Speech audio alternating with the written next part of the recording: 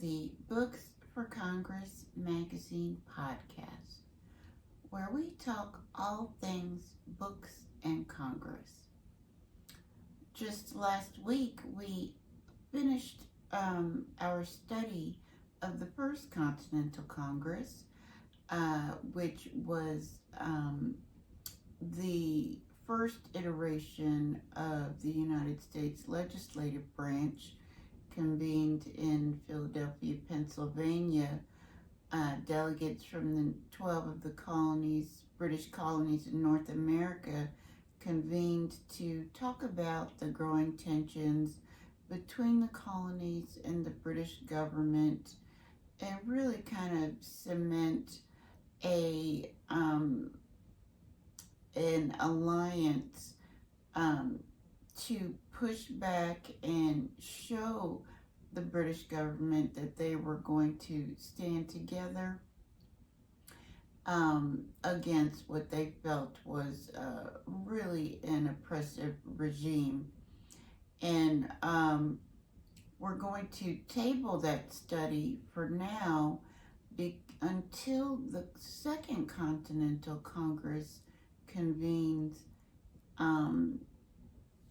which will be until the 250th anniversary of the convening of the Second Continental Congress. And so in 2025, we're going to dedicate some episodes to some really significant accomplishments of the Second Continental Congress. In 1775, we're going to find that they actually created a lot of our government institutions that exist still today. And that's going to be a lot of fun. I'm looking forward to it. But for now, we're getting back to our regularly scheduled programming of focusing on what book we read for the week and any activities in the U.S. Congress, the current Congress, which is the 118th Congress.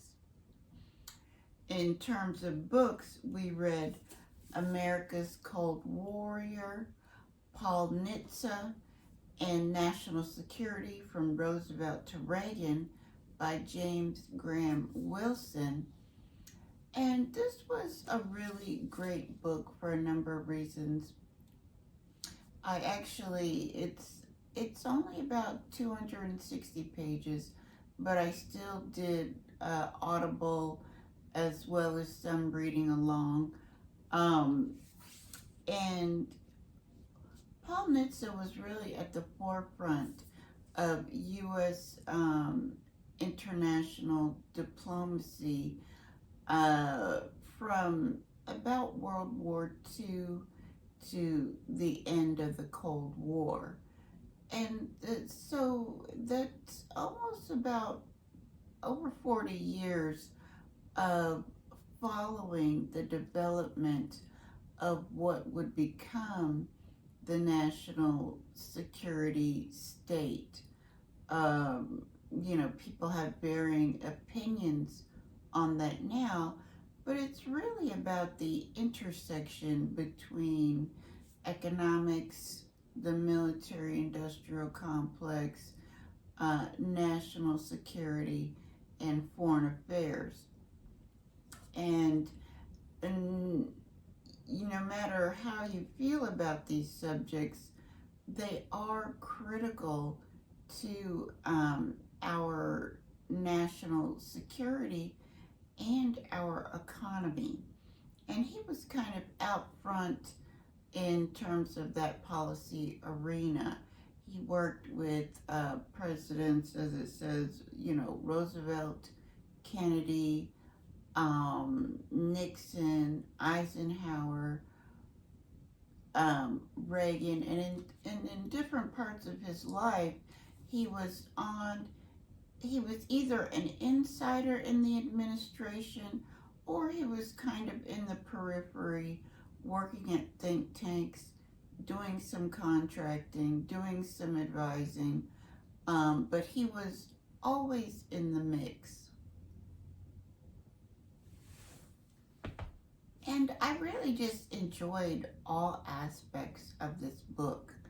I liked reading about his career trajectory. He was actually very well rounded. He worked. He made quite a bit of money during the Depression, working in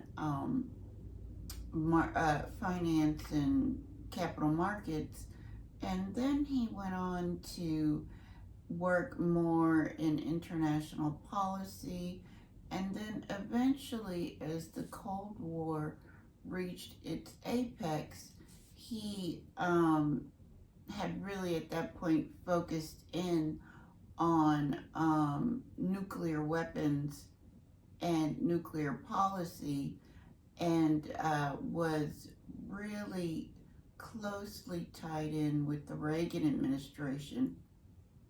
And his party affiliation changed um, a few times in his life, but that never really seemed to impact the influence he had. And, it has some great quotes from some of his writings. He wrote some very influential national security documents. And just anyone who's interested in policy making, American history, American political history, will really enjoy this book. Again, it's called America's Cold Warrior by James Graham Wilson. And 260 pages, very easy read, a great audible book if you're carpooling or something like that. So definitely on our recommend list. And in terms of the U.S. Congress, as you know, the election is November 5th, and the 118th Congress will be coming to a close in January, when the new administration and the new 119th Congress get sworn in. And we don't quite know who is going to lead each chamber in terms of Democrats and Republicans. Right now, the Democrats have a slim lead in the Senate, and the Republicans have a slim lead in the House, and that could very well flip. But either way, there's going to be new leadership, either in terms of the overall leadership of the Senate and the House and the parties, but also in the committees, because some very prominent committee chairs have also resigned and are not running for re-election. And we tend to follow 4 different subject areas when it comes to the Congress, and that is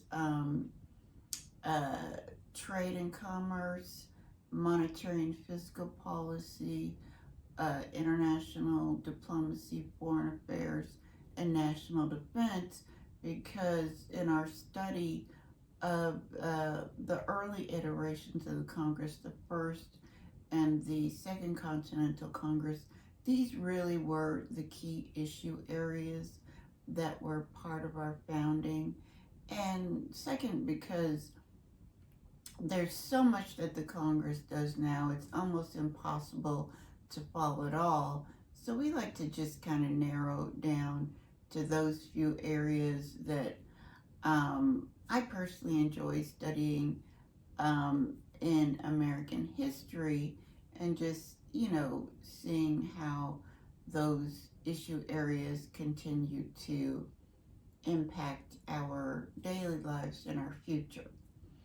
So by next week's edition of the podcast, we will have an update on who will be the leaders, hopefully, of the 119th Congress, and we can start giving some biographies of some key players